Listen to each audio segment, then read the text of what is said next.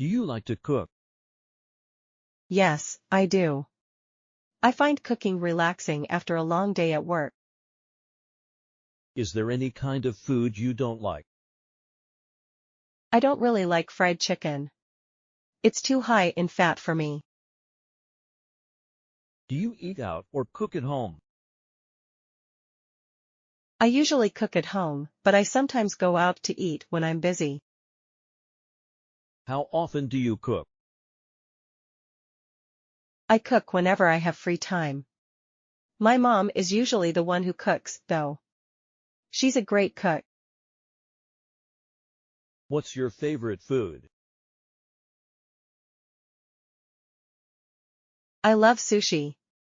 I could eat it every day. Is it Western or Asian cuisine?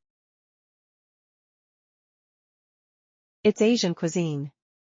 Sushi originated in Japan. Is it easy to make your favorite food? Yes, I think so. The recipe is pretty simple. What ingredients do you need to make that food? I need rice, eggs, meat, seafood, and vegetables. What do you think about fast food? I don't really like fast food. It's not very healthy. Would you say that you have a healthy diet?